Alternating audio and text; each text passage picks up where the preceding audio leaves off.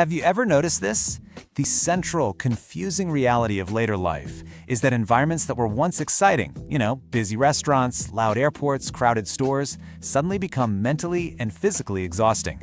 If that feeling hits close to home, then you're in exactly the right place. Today, we're going to dive into what we call strategic quiet. It's all about understanding why this shift happens and, way more importantly, how you can take back your mental energy to engage with the world, but on your own terms. Really think about that for a second. You walk into a place that you used to love, a favorite cafe, a big family get-together, and instead of feeling that buzz of excitement, you just feel bombarded, right? The noise, the motion, all of it just hits you like a wall.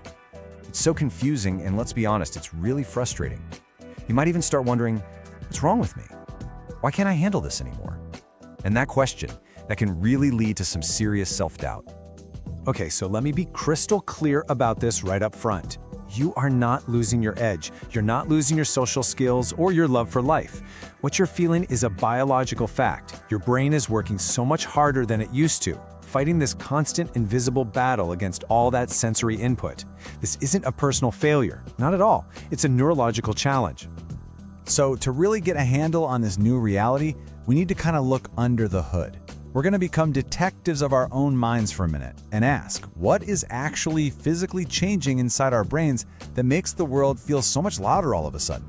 The key scientific idea here is something called reduced inhibition. Now, I know that sounds a little technical, but the concept is actually pretty simple. Just imagine your brain has this super skilled bouncer, or a mental filter. For most of your life, that bouncer was amazing at its job.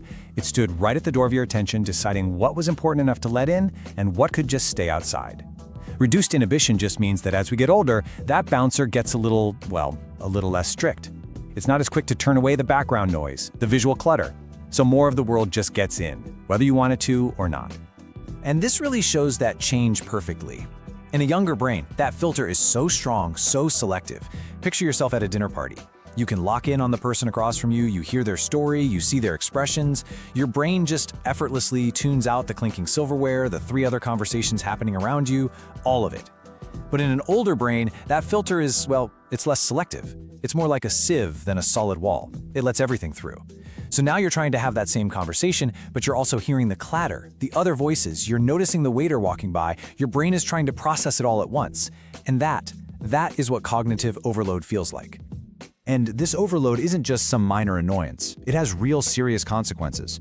All that brain power that should be going toward your conversation, toward enjoying yourself, is instead being burned just trying to process the background noise. That is why you feel so deeply tired after what was supposed to be a fun night out. It leads straight to fatigue and, irritability. And think about it. Over time, if every social event leaves you feeling wiped out, what are you going to do? You might start saying no to invitations. It's not because you don't want to see people, it's a way to protect yourself from the exhaustion. And that, unfortunately, can really start to chip away at your quality of life. So understanding the why, the science behind that weakening filter, that's step 1. And it brings us to the absolute core lesson for today. This isn't just about spotting a problem, it's about completely reframing how we think about it. Let's just pause on that for a second. The feeling of being overwhelmed, it is not a personal problem. It is a filtering problem, simple as that. When your internal filter becomes less effective, the whole world just rushes in. And you know why this changes everything? Because personal problems feel huge, like something's wrong with us. But filtering problems have solutions. They have strategies. And here's the solution. If your internal filter isn't doing the job like it used to, you simply create a filter outside of your head. You start to strategically manage your surroundings to do the work that your brain is finding a little harder to do. This is such an empowering shift in mindset. You go from being a victim of your environment to being the architect of it. And here's exactly why this works so well. By creating an external filter, you immediately slash the amount of stuff your brain has to deal with. This saves that precious, limited supply of mental energy. And it frees up what scientists call your executive function. That's kind of like your brain's CEO. It's in charge of the big stuff: memory, problem solving, having a deep conversation. When your brain's CEO isn't wasting all its energy just trying to filter out noise, it's free to focus on what actually matters, connecting with people and thinking clearly. Okay, so we get the what and we get the why. We know it's a filtering problem, and the solution is to build that filter outside of our own heads. So now, let's get practical. How do you actually do this in your everyday life? We've broken it down into 4 simple but really powerful strategies. First, adopt a quiet zone mandate. This is all about proactively picking your environments. Second, use noise-reducing tools. Think simple earplugs, not to block everything out, but just to turn the world's volume dial down a little. Third, start an off-peak schedule. Basically, do your errands when things are calm. And finally, and this one is so important, commit to a decompression routine after a busy event to let your brain reset. See, this isn't about hiding from the world. It's about engaging with it smartly. Let's dig into that first step. This is all about being proactive. When you call a restaurant, don't just say, "a table for 2." Say, "Could we please have a quiet table in a corner away from the kitchen?"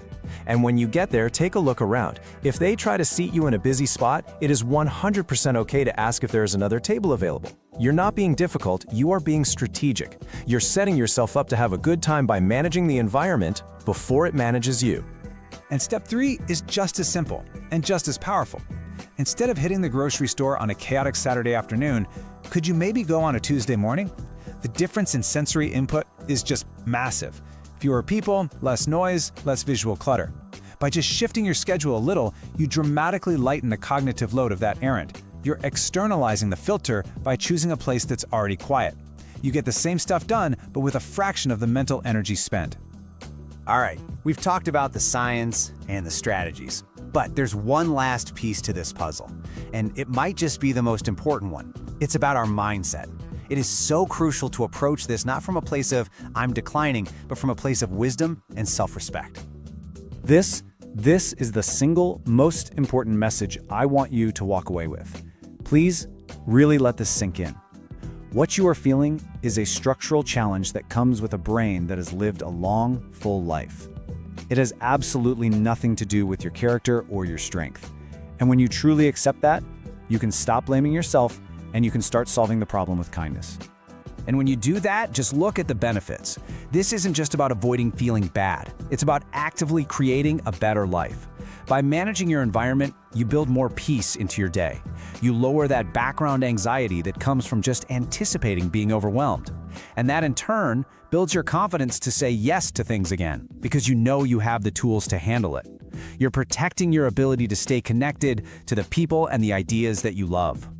So, with this new understanding and these practical tools, what's next? Let's bring this all down to one simple, immediate thing you can do to put this into practice right away. So the big takeaway is clear, right? Overwhelm is a filtering problem. And the solution isn't to try to force your brain to work harder, it's to build a better filter on the outside. It's about proactively managing your world to protect your most valuable resource, your mental energy. So here is your gentle challenge. Just think about your schedule for the next day or two. A trip to the store, coffee with a friend.